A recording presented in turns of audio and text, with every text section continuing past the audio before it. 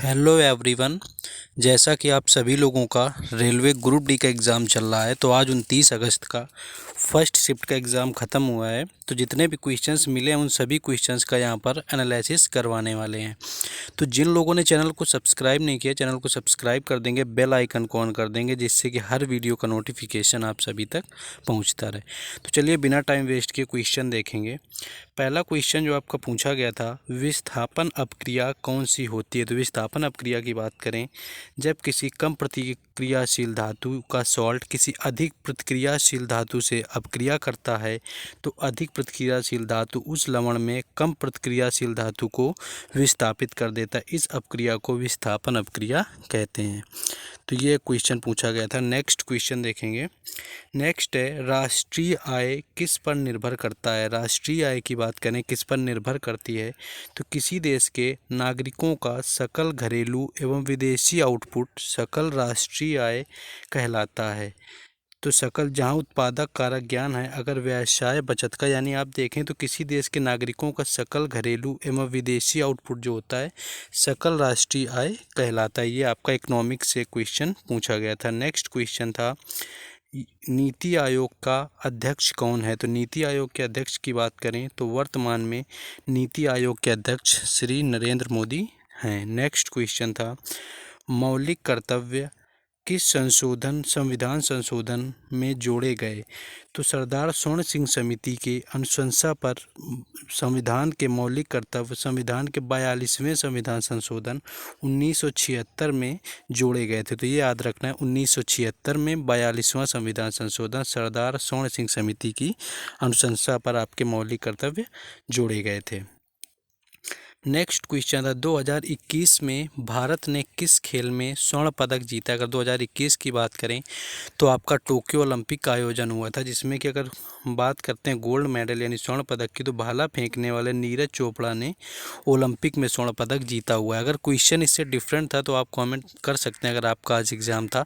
अगर लेकिन इस तरह का क्वेश्चन पूछा गया कि किसने गोल्ड मेडल जीता हुआ है, तो यहाँ पर नीरज चोपड़ा बिल्कुल ही राइट आंसर होगा, जो कि आपका दिया हुआ है।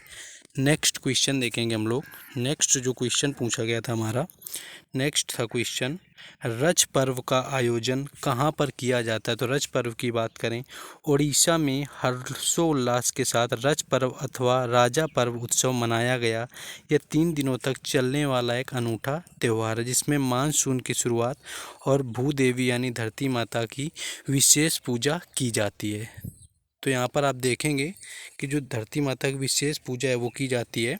तो ये आपका संबंधित है उड़ीसा राज्य से। नेक्स्ट क्वेश्चन देखेंगे।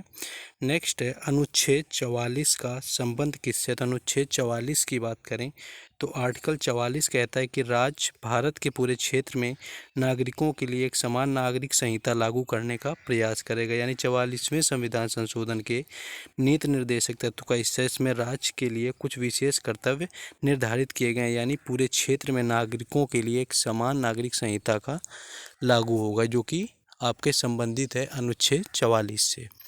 नेक्स्ट क्वेश्चन देखेंगे। नेक्स्ट है, महाबलेश्वर की पहाड़ी से कौन सी नदी निकलती है। तो महाबलेश्वर की बात करें, महाबलेश्वर की नदी से सतारा जिले में स्थित एक नगर है, यह इसी नाम की तालुका का मुख्यालय भी है। यहाँ समीप ही कृष्णा नदी का उद्गम है। तो कृष्णा नदी यहाँ पर महाबलेश्वर की पहाड़ी से निकलती है। तो ये आपको याद रखना है। नेक्स्ट क्वेश्चन देखेंगे। नेक्स्ट क्वेश्चन है, स्विस बैडमिंटन 2022 का खिताब किसने जीता है। तो पीवी सिंधु ने 17 जुलाई 2022 को सिंगापुर बैडमिंटन के ओपन 2022 का सुपर 500 टूर्नामेंट का खिताब जीत लिया है। तो यहाँ पर पीवी सिंधु राइट आंसर था, जिसमें कि स्विस बैडमिंटन 2022 का खिताब जीता है। नेक्स्ट क्वेश्चन आया हुआ था कि पंचमढ़ी बायोस्फीयर रिजर्व किस राज्य में स्थित है। तो इसकी बात करें तो पंचमढ़ी बायोस्फीयर रिजर्व मध्य भारत के मध्य प्रदेश राज्य के सतपुड़ा रेंज में एक गैर उपयोग संरक्षण क्षेत्र बायोस्फीयर रिजर्व, यानी मध्य प्रदेश इसका राइट आंसर था, जहां पर पंचमढ़ी बायोस्फीयर रिजर्व स्थित है। नेक्स्ट क्वेश्चन कहाँ है। नेक्स्ट इसका क्वेश्चन जो था कि त्रिस्तरीय पंचायत कौन कौन सा है। त्रिस्तरीय की बात करें, त्रिस्तरीय पंचायती राज व्यवस्था में ग्राम पंचायत स्तर और पंचायती समिति, इसके साथ ही जो नेक्स्ट था जिला परिषद का गठन होता है। तो ये इसके राइट आंसर थे। नेक्स्ट जो आया हुआ था question, Bharat heavy electricals limited की स्थापना कब हुई थी? तो भारत हैवी इलेक्ट्रिकल्स लिमिटेड की स्थापना की बात करें तो 13 नवंबर 1964 इसका राइट आंसर था, जहां पर भारत हैवी इलेक्ट्रिकल्स लिमिटेड की स्थापना हुई थी। नेक्स्ट क्वेश्चन आया हुआ था, मधुमेह रोग किसकी कमी से होता है? तो मधुमेह की बात करें तो इसका इंसुलिन की कमी से होने वाला रोग है, जो कि इंसुलिन के उत्पादन के कारण होता है। अगर शरीर में इंसुलिन की अधिकता या कमी हो जाती है जिसके कारण मधुमेह रोग हो जाता है, जो कि डायबिटीज़ भी कहा जाता है। नेक्स्ट क्वेश्चन देखेंगे, 2005 में कौन सी भाषा को शास्त्रीय भाषा में शामिल किया गया? तो भारत में शास्त्रीय भाषा का दर्जा दिया जा सकता है अब तक घोषित होने वाली शास्त्रीय भाषाएं तमिल है, जिसको 2004 में दिया गया, और 2005 में दी जाने वाली भाषा संस्कृत थी। तो ये क्वेश्चन पूछा गया था शास्त्रीय भाषा से।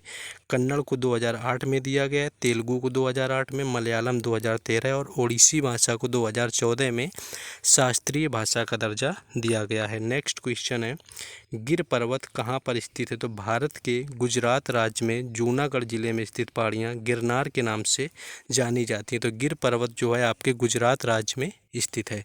तो इस तरह से हम देखेंगे कि जो क्वेश्चन आए थे उन सभी क्वेश्चंस को बताने की कोशिश की है। तो जिन लोगों ने चैनल को सब्सक्राइब नहीं किया, सब्सक्राइब करके रखेंगे, जिससे कि हर वीडियो का नोटिफिकेशन आप सभी तक पहुंचता रहे। तो मोटिवेशन के लिए वीडियो को लाइक कर दें और चैनल को ज़रूर सब्सक्राइब कर लें। चलिए फिर मिलेंगे सेकंड शिफ्ट के एनालिसिस में। जय हिंद।